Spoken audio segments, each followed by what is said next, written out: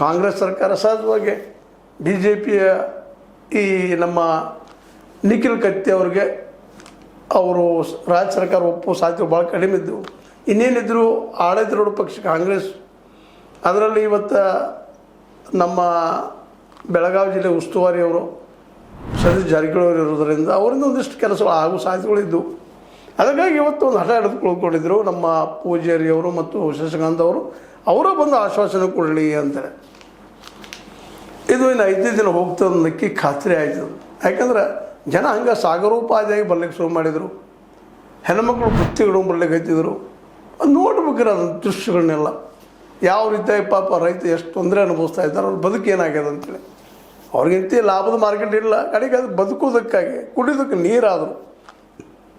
ನಮ್ಮ ದನಕರುಗಳಿಗೆ ನಮಗೆ ಬೇಕನ್ನೋ ಕಾರಣಕ್ಕಾಗಿ ಆ ಚಟುವಟಿಕೆಗಾಗಿ ಸುತ್ತಮುತ್ತಲೆಲ್ಲ ಸಣ್ಣ ಮಕ್ಕಳನ್ನ ಹಿಡ್ಕೊಂಡು ಮಹಿಳೆಯರನ್ನ ಹಿಡ್ಕೊಂಡು ರೈತರನ್ನ ಹಿಡ್ಕೊಂಡು ಎಲ್ಲರೂ ದಿನದ ದಿನಕ್ಕೆ ಹೆಚ್ಚಾಗ್ತಾ ನಡೆದಿದ್ದು ಸಹಜವಾಗಿ ಸರ್ಕಾರಕ್ಕೂ ಇದು ಇಂದೆಲ್ಲ ನಾಳೆ ತೊಂದರೆ ಆಗೋದು ಗ್ಯಾರಂಟಿ ಅಂತ ತಿಳ್ಕೊಂಡು ಸರ್ಕಾರ ಇದ್ದಿದ್ದು ನಮ್ಮ ರಾಜೇಶ್ ಅಮೀನ್ಭಾವಿ ಅವರನ್ನು ಕಳಿಸಿ ಆಶ್ವಾಸನೆ ಕೊಟ್ಟದ ಅವ್ರಿಗೆ.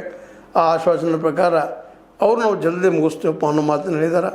ರಸ್ತುಂಪುರ್, ದಡ್ಡಿ, ನಾಗನೂರು, ಅರಳಿಕಟ್ಟಿ, ಜಾರಕಿಹೊಳಿ, ಹತ್ತರ್ಗಿ, ಕುಡಗನಟ್ಟಿ, ಚಿಪ್ಪೂರು, ಹಡಲಗ, ಕೊಡಬಾಗಿ ನೀರಾವರಿ ಕುರಿತ ಸ್ಥಿತಿಗತಿಗಳ ಬಗ್ಗೆ ವಿವರಿಸಿದರು. ಏನೈತಿ ನಾವೇನು ಮಾಡ್ತಾ ಇದ್ದೀವಿ ಅಂತೇಳಿ ಒಳ್ಳೆಯ ಅದ್ರ ಬಗ್ಗೆ ಅಭ್ಯಾಸಕರವರು ಅಭ್ಯಾಸದಲ್ಲಿ ಕ್ರಿಯಾಶೀಲರಾಗಬೇಕಾಯ್ತು. ಅವರು ನಾಳೆಯಿಂದ ಅಂದರೆ ಹಿಂದಿನಿಂದ ಕೆಲಸ ಶುರು ಮಾಡ್ತೀವಿ ಅಂದಾಗ ವಿಶ್ವಾಸಕ್ಕೆ ಇವತ್ತೇನು ಹಿಂಸರಿದ್ದಾರೆ. ಆದ್ರೆ ಇದು ಆಗಬೇಕಷ್ಟ. ನೀರಾವರಿ ಇಷ್ಟೊಳಗೆ ಆಗಬೇಕಾಗಿತ್ತು. ಇದು ಕತ್ತಿಯವ್ರು ದೊಡ್ಡ ತಪ್ಪದ, ಅದರಿಂದ ಎರಡು ಅಭಿಪ್ರಾಯ ಇಲ್ಲ. ಯಾಕಂದರೆ ಇಲ್ಲಿವರೆಗೆ ಮಾಡಬೇಕಾಗಿತ್ತು. ಮಿನಿಸ್ಟ್ರು ಇದ್ದರು ಉಮೇಶ್ ಕತ್ತಿಯವರು, ಉತ್ತರ ಕರ್ನಾಟಕ ಮಾಡಬೇಕಂತ ಹೊರಟವರು.